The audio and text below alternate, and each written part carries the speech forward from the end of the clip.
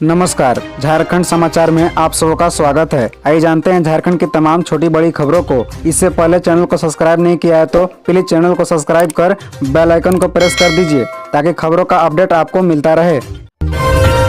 जमशेदपुर में हिंदू वर्ष पर निकलने वाली शोभा यात्रा को लेकर प्रशासन ने की बैठक। विधि व्यवस्था पर हुई चर्चा। बता दें कि हिंदू नव वर्ष के एक दिन पहले 21 मार्च को निकलने वाली शोभा यात्रा को लेकर जिला प्रशासन ने व्यापक तैयारियां कर ली है। प्रशासन ने साफ कर दिया है कि जो रूट तय किया जाएगा उसी पर यात्रा निकलेगी। यात्रा में किसी भी तरह का अस्त्र शस्त्र लेकर चलने पर मनाही होगी। समारोह सभागार में उपायुक्त विजय जाधव ने शोभा यात्रा के दौरान विधि व्यवस्था बनाए रखने को लेकर बैठक की। बैठक में शामिल विभिन्न हिंदू संगठनों से जुड़े प्रतिनिधि से शोभा यात्रा के रूट एवं शामिल होने वाली संभावित भीड़ में शामिल लोगों की संख्या की जानकारी ली गई। उन्होंने बताया कि सिर्फ हिंदू उत्सव समिति के बैनर तले यह शोभा यात्रा निकाली जाएगी। किसी और संगठन की कोई अलग यात्रा नहीं निकलेगी। इसका समापन साकची आम बागान मैदान में होगा। उपायुक्त ने संवेदनशील स्थानों को लेकर समीक्षा की। स्पष्ट निर्देश दिया गया कि अनुमंडल पदाधिकारी द्वारा जिस रूट को अंतिम रूप से स्वीकृति दी जाएगी यात्रा उसी रूट से निकलेगी। ड्रोन व सीसीटीवी से यात्रा पर निगरानी की जाएगी।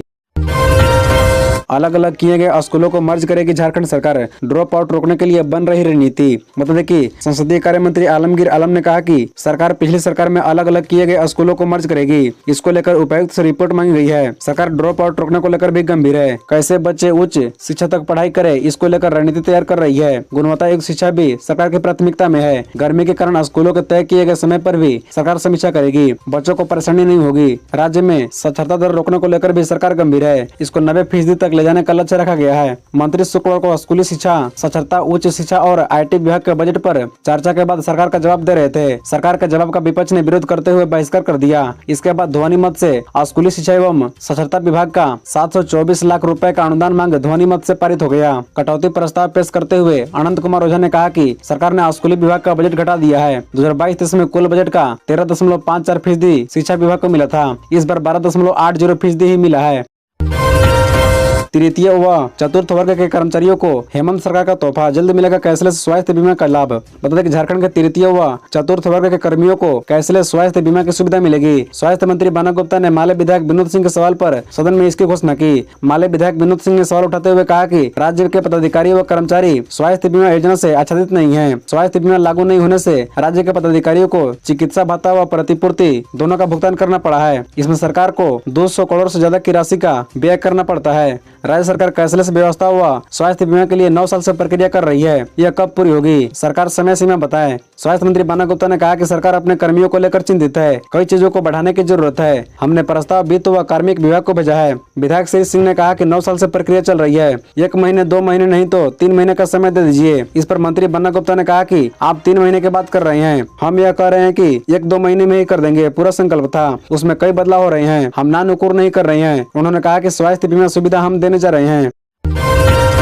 अधिकारियों की गाड़ियों में नहीं होगा पेट्रोल डीजल का इस्तेमाल। जमशेदपुर अच्छे से करेगी सीएनजी बसों की खरीदारी। बता दें कि जमशेदपुर अधिसूचित क्षेत्र समिति ग्रीन एंड क्लीन एनर्जी की तरफ आगे बढ़ रही है। जेएनएसी ने बढ़ते प्रदूषण व ईंधन के खर्च को रोकने के लिए डोर टू डोर कचरा कलेक्शन करने वाले वाहनों में से 30 सीएनजी वाहनों का इस्तेमाल कर रही है। आने वाले समय में केवल सीएनजी वाहनों से ही कचरे का उठाव होगा। इसके अलावा जेएनएसी एरिया में गली मोहल्ले में लगभग 3000 सोलर रोड लाइट लगाई जा चुकी है और 2 जगहों पर सोलर पावर प्लांट लगाने की योजना तैयार की गई है। वर्तमान में सिद्धगुड़ा टाउन हॉल और सोन मंडप में सोलर पैनल लगा हुआ है। इसके अलावा शहरवासियों को बेहतर व प्रदूषित रहित बस सर्विस देने की योजना जमशेदपुर में जल्द शुरू होने वाली है। जेएनएसी 100 सीएनजी बसों की खरीदारी करने जा रही है। पहले चरण में 50 सीएनजी वाहनों की खरीदारी होगी। इसकी प्रक्रिया अंतिम चरण में चल रही है। शहर में बस यात्रियों की बढ़ती संख्या व प्रदूषण के स्तर को कम करने की दिशा में ये कदम उठाए जा रहे हैं।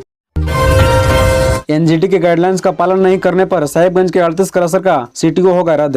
बता दें कि नेशनल ग्रीन ट्रिब्यूनल यानी एनजीटी के जारी गाइडलाइंस का पालन नहीं करने के आरोप में साहिबगंज जिले के 38 क्रशर का सीटीओ यानी कंसेंट टू ऑपरेट रद्द करने की अनुशंसा झारखंड राज्य प्रदूषण नियंत्रक परिषद दुमका के क्षेत्रीय पदाधिकारी के पाठक के झारखंड राज्य प्रदूषण नियंत्रक परिषद रांची के सदस्य सचिव वेतेंद्र कुमार दास को किया है। मिली जानकारी के अनुसार साहिबगंज जिले में एनजीटी के गाइडलाइंस का पालन नहीं करने को लेकर लगातार मिल रही शिकायत पर राज्य सरकार के निर्देश पर 20 फरवरी 2023 को संयुक्त सचिव एल खयाक्ते, खनन सचिव अबूबकर सिद्दीकी, एमएस यतीन्द्र कुमार दास, क्षेत्रीय पदाधिकारी K Pathak, DC Ramniwas Yadav, DFO Manish Tiwari, DRM Malda Sujit Kumar, senior DSP Pawan Kumar आदि ने कई खदानों व क्रशर का निरीक्षण करने के बाद बैठक की थी। एनजीटी की ओर से जारी गाइडलाइंस का पालन नहीं करने वाले लोगों को चिन्हित करने का निर्देश दिया गया था।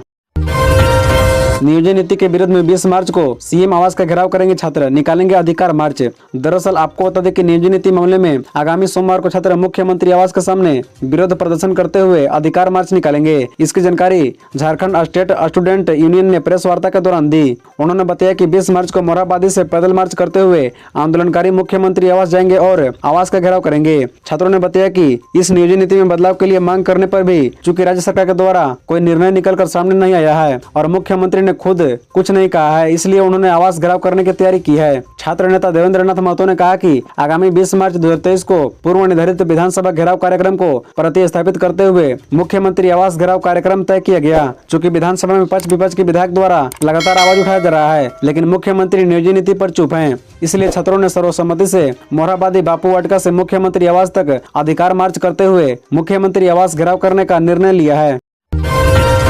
बढ़ सकती है मुश्किलें, आईएएस अधिकारी राजीव अरुणिका को फिर ईडी का समन। अब 27 मार्च को बुलाया। बता दें कि प्रवर्तन निदेशालय ने एक बार फिर वरिष्ठ आईएएस अधिकारी राजीव अरुणिका को समन जारी किया है। उन्हें 27 मार्च को पूछताछ के लिए ईडी कार्यालय बुलाया गया है। इससे पहले उन्हें 15 मार्च को बुलाया गया था, लेकिन नेका ने ईडी को पत्र भेजकर विधानसभा सत्र चलने का हवाला देते हुए 24 मार्च के बाद बुलाने का आग्रह किया था। एका पर आरोप है कि उनका नेताओं और नौकरशाहों के कालेधन के निवेशक और राजधार विशाल चौधरी से वरिष्ठ संबंध है। हाल ही में भाजपा विधायक दल के नेता बाबूलाल मरांडी ने एक वीडियो क्लिप जारी कर आरोप लगाया था कि एका सरकारी फाइलें भी विशाल चौधरी के घर में निपटाते थे। पिछले वर्ष 24 मई को ईडी ने विशाल चौधरी के अशोकनगर स्थित आवास पर छापेमारी की थी। छापेमारी के दौरान जैसे ही ईडी की टीम उनके घर पहुंची थी, विशाल चौधरी ने अपना फोन कचरे में फेंक दिया था, जिसे ईडी ने जब्त किया था। पूर्वी सिंहभूम के साप्ताहिक हाट में प्रशासन ने मारा छापा। साफ सफाई के नाम पर हो रही थी अवैध वसूली।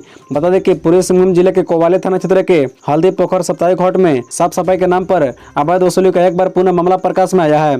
इस मामले की शिकायत के बाद शनिवार को पोटका के अंचल अधिकारी इम्तियाज अहमद के नेतृत्व में औचक छापेमारी किया, लेकिन भीड़ का फायदा उठाते हुए वसूली करने वाले युवक भागने में सफल रहे। मवेशी हाट में प्रति सप्ताह लाखों रुपए की अवैध वसूली किसके इशारे पर और किसके द्वारा किया जा रहा था, यह स्पष्ट नहीं हो पाया है, जिनकी प्रशासन जांच कर रही है। विदित हो कि पटका प्रखंड के हल्दी पोखर में प्रति सप्ताह हाट लगता है। इस हाट में ओडिशा, बंगाल समेत आसपास के क्षेत्रों से हजारों की संख्या में लोग खरीद बिक्री हेतु पहुंचते हैं। मवेशी हाट में हजारों की संख्या में भेड़ बकरियों की खरीद बिक्री होती है। यहाँ साफ सफाई के नाम पर हल्दी पोखर के ही कुछ युवकों द्वारा लगातार वसूली किए जाने की शिकायत प्रशासन को मिल रही थी, जिसे संज्ञान में लेते हुए शनिवार सुबह 7 बजे ही सीओ इम्तियाज अहमद, कोवाली थाना प्रभारी रंजीत उराव सदल बल मवेशी हाट पहुंचे एवं छापेमारी किया, लेकिन वसूली करने वाले युवक भाग खड़े हुए। झारखंड के इस शहर में मिला इन्फ्लुएंजा H3N2 वायरस का पहला मरीज, स्वास्थ्य विभाग अलर्ट। बता दें कि झारखंड में H3N2 वायरस ने दस्तक दे दी है। पहला मामला जमशेदपुर में मिला है। इसकी पुष्टि सिविल सर्जन डॉक्टर जुझार माझी ने की है। रिपोर्ट आने के बाद मरीज को TMH के आइसोलेशन वार्ड में भर्ती कराया गया है। इस केस के सामने आने के बाद स्वास्थ्य विभाग अलर्ट मोड में है। सभी अस्पतालों को अलर्ट जारी कर एहतियात बरतने को निर्देश दिया गया है। सिविल सर्जन जुझार माझी ने बताया कि संभावित लक्षण वाले अब तक 22 मरीजों के सैंपल जाँच के लिए माइक्रो वायरोलॉजी डिपार्टमेंट को भेजा गया था, जिसमें एक महिला मरीज में उक्त वायरस की पुष्टि हुई है। महिला की उम्र 68 वर्ष है। महिला साक्षी की रहने वाली है। उन्होंने बताया कि उक्त मरीज को TMH में अलग बने आइसोलेशन वार्ड में रखकर उनका इलाज किया जा रहा है। वहीं अन्य मरीज को संभावित एहतियात बरतने का निर्देश दिया गया है। स्वास्थ्य विभाग फिलहाल महिला की ट्रेवलिंग हिस्ट्री जानने का प्रयास कर रही है। बता दें कि वायरस को लेकर पहले ही राज्य सरकार द्वारा एडवाइजरी जारी किया जा चुका है। खबरों से जुड़े रहने के लिए चैनल को सब्सक्राइब, वीडियो को लाइक एवं एक दूसरे से शेयर जरूर करें। धन्यवाद।